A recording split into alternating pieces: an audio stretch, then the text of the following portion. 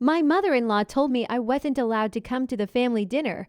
I stayed silent while everyone believed her version of the story. But when the truth finally came out, everyone suddenly wanted to apologize. The stale scent of fear and old coffee still clings to the threads of my memory, a pervasive perfume that even now, months later, can turn my stomach. I remember the exact texture of the floral sofa cushion beneath my numb fingers, the one my mother-in-law had so proudly declared was unscented, unlike some people's homes. A casual barb that had sliced through the quiet tension of the afternoon like a surgeon's scalpel. That was the day it began, the day the silence became a weapon, forged in the hearth of familial expectation and wielded with the precision of someone who knew exactly where to strike. The family dinner, Christmas Eve of all nights. The phone call had been brief, clinical, not from my husband, Mark, but from his mother, Eleanor. Darling, her voice, usually a saccharine pour of fake affection, had been an icy drip. I'm afraid you won't be joining us this year. It's just not suitable. You understand? And then, before I could even formulate a single sputtering syllable of protest, the click. The line went dead, leaving me in the stark, echoing silence of our supposedly shared home, the receiver still warm against my ear like a phantom lover. I remember standing there, the blood draining from my face, then rushing back in a hot, dizzying wave. My mind, usually a bustling metropolis of thoughts and anxieties, became a desolate, windswept plain. Suitable, not suitable. What in God's name was she talking about? My first instinct was to call her back, to demand an explanation, to tear into her carefully constructed facade of genteel Southern hospitality. But then a different, colder instinct took hold. This wasn't just Eleanor being Eleanor. This felt like a carefully orchestrated performance. And I, unknowingly, was meant to be the villain. Mark came home an hour later, his usual boisterous energy subdued. He walked into the kitchen, his keys jingling an off-key tune, and saw me still standing by the phone. A statue carved from disbelief. "What's wrong?" he asked, but his eyes, usually so quick to mirror my emotions, were already clouded with a practiced defensiveness. He already knew. He had to know. "Your mother," I started, my voice sounding foreign, thin. "She just called. She said I'm not allowed to come to Christmas dinner." Mark's face, which had been pale, flushed a sickly crimson. He ran a hand through his already disheveled hair, avoiding my gaze. "Look, honey, it's complicated. She's just upset about things." "Upset about what things?" "Mark," I demanded, a tremor starting in my voice. The tremor quickly became a quake, shaking my whole body. "What have I done? What have you told her?" He wouldn't meet my eyes. He started fiddling with the coffee maker, an unnecessary task, as it was already clean. She thinks you've been, disrespectful. Unsupportive, after everything she's done for us." Tone cue, bitter laugh, bordering on a sob. "Disrespectful. Unsupportive. After everything she's done for us." The words hung in the air, heavy with the weight of years of subtle manipulations, of Eleanor's insistence that every act of kindness was a transactional debt I was perpetually failing to repay. This wasn't just about a Christmas dinner. This was about control, about severing my ties to their family, leaving me adrift. I felt the first icy touch of gaslighting, the subtle twisting of reality, designed to make me question my own sanity, my own perception of events. It wasn't about what I did. It was about what they perceived I did, and what narrative Eleanor could spin to justify her power play. Looking back, that was the first massive red flag I chose to ignore, a towering crimson banner fluttering against a bruised sky. My gut screamed, a visceral, primal scream, that something was profoundly wrong. But the sunk cost fallacy was a cruel mistress. I had invested so much in this relationship, in this family. Years of biting my tongue, of forcing smiles at thinly veiled insults, of trying to be the perfect daughter-in-law. To acknowledge the depth of the rot would have meant admitting that a huge part of my life, my emotional energy, had been utterly wasted.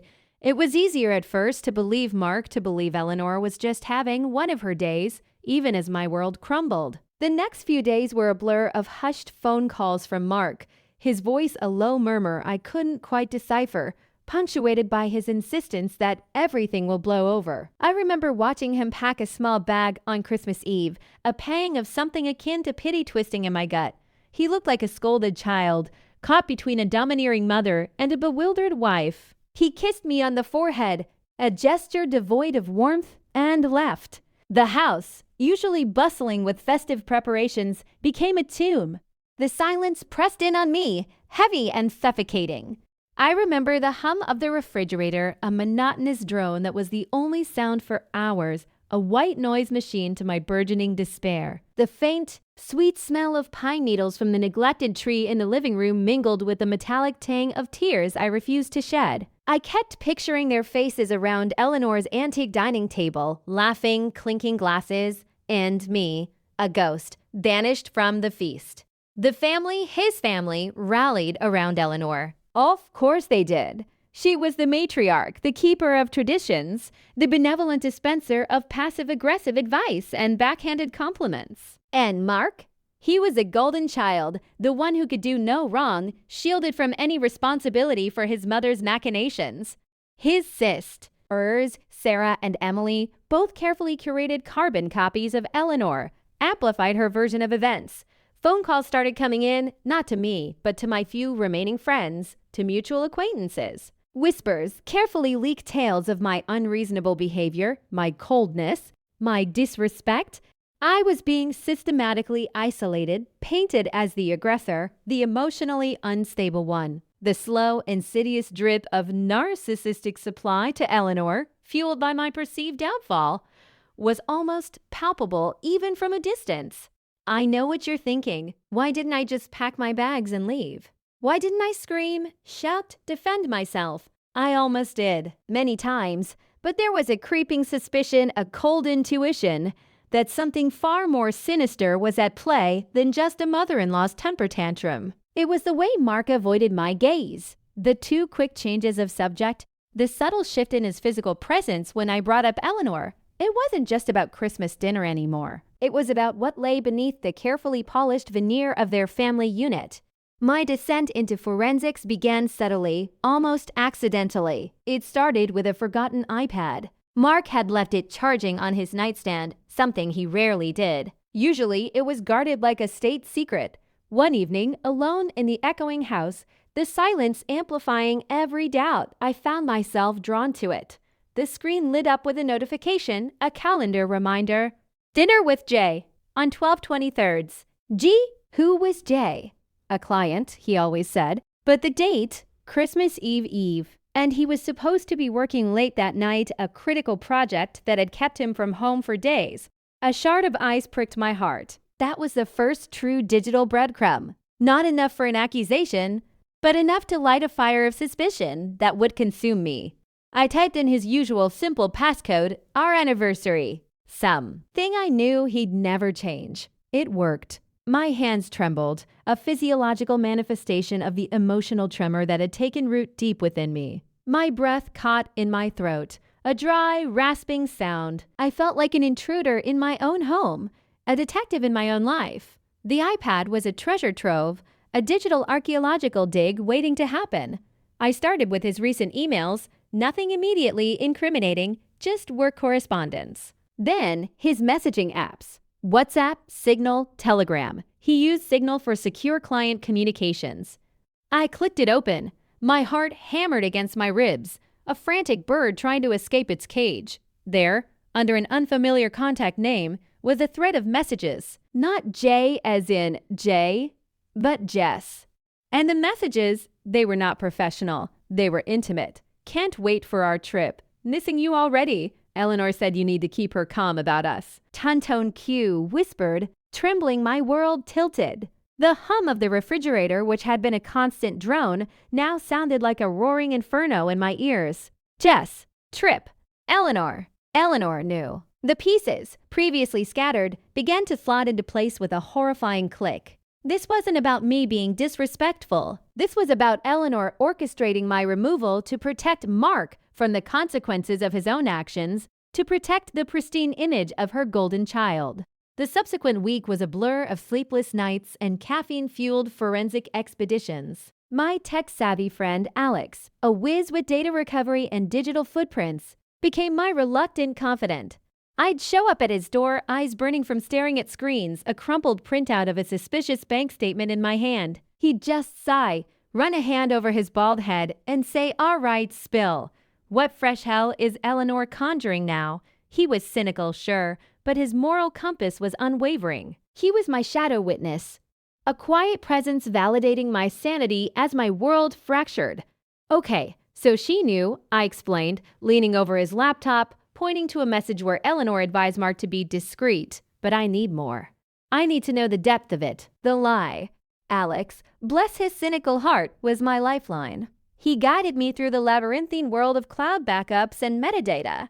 "Mark's a creature of habit," he observed, his fingers flying across the keyboard. "He probably has autosync on for everything. Check the iCloud archives, specifically the recently deleted folder for photos and messages. People think deleting means gone. It rarely does."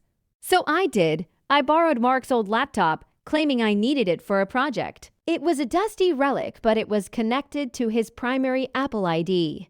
I logged in, my fingers sticky with a mixture of dread and grim determination. The air in the study, usually filled with the scent of old books and dust, now felt thick with the metallic tang of betrayal.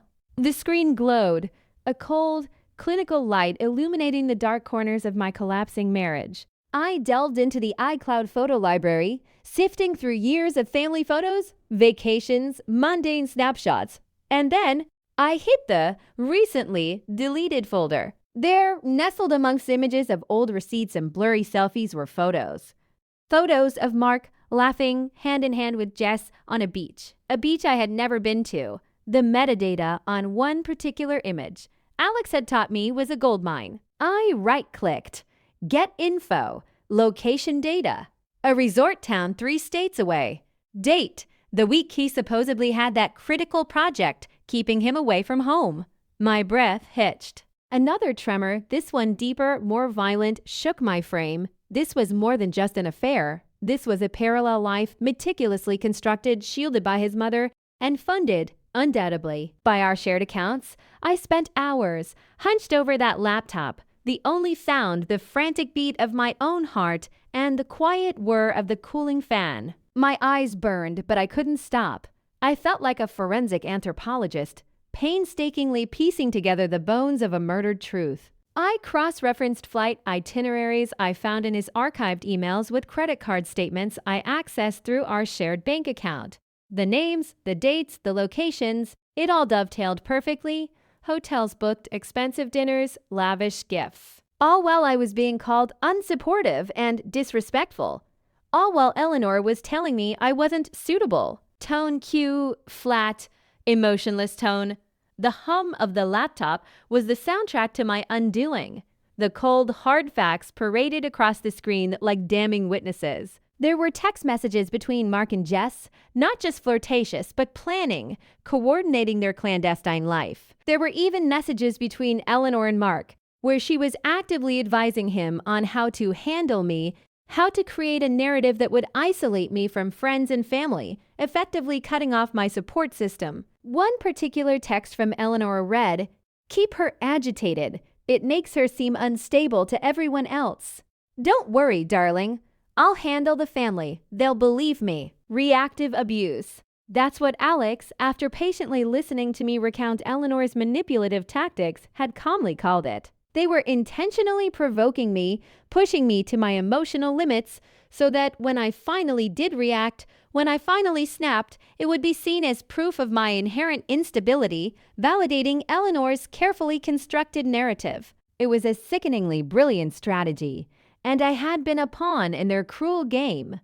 I could almost feel Eleanor's smug satisfaction, knowing she had successfully isolated me, that I was, as no longer a threat to her dominion over her son's life or to her perfect family image. The feeling was a mix of nauseating fear and incandescent rage. I know what you're thinking. Why didn't you just confront him then? I wanted to. God, I wanted to smash that laptop, to throw the evidence in his face, to scream until my throat was raw. But I had seen the depth of their cunning. I needed more. I needed undeniable proof, something that even Mark's practiced gaslighting couldn't deny. I also needed an exit strategy. The sheer weight of this deception, the psychological warfare waged against me, meant that walking away wasn't just about ending a marriage. It was about escaping a finely tuned trap. My forensic deep dive continued for another week. I printed out everything: emails, text threads, financial statements, photos with their metadata. I created a meticulously organized binder, each tab a chapter in their betrayal. It was a morbid masterpiece of evidence. The printer whirred endlessly, its mechanical sigh a counterpoint to my silent suffering. The smell of toner mingled with the stale air of my self-imposed isolation. I kept a bottle of water next to me, but I never felt truly hydrated, my mouth perpetually dry from the anxiety. One particular discovery almost broke me. A small, almost imperceptible charge on our joint credit card. A deposit for an apartment. Not just a hotel, but a lease. An apartment for Jess, in that resort town. Paid for with our money. My money. That's when the rage truly began to coalesce, to harden into something cold and unyielding. It wasn't just heartbreak anymore, it was a profound sense of violation. This wasn't just about his infidelity, but the calculated theft of my future, my financial security. Ein Tonku, steely determination. The confrontation came not with a bang, but with a deliberate, agonizing precision. I waited untie. Well, he was home until he was settled, comfortable, oblivious. He walked in one evening whistling, smelling faintly of cologne, and something else, something I couldn't quite place. He sat down on the sofa, scrolling through his phone. "Mark," I said, my voice steady, betraying none of the earthquake raging within me. He looked up, a flicker of irritation in his eyes at the interruption. "Yeah, honey, what's up?" His tone was condescending, dismissive, as if I were a child asking for a bedtime story. I took a deep breath, the scent of the floral sofa cushion suddenly assaulting my senses, the memory of Eleanor's icy voice ringing in my ears. I placed the thick binder on the coffee table between us. It landed with a soft thud, a sound that seemed to echo in the sudden silence of the room. He looked at the binder, then at me, a lazy brow raised. "What's all this?" "This," I said, my voice rising slightly, but still controlled, "is the truth you and your mother have worked so hard to bury." He laughed, a short, nervous bark. "What are you talking about? Are you still upset about Christmas dinner?"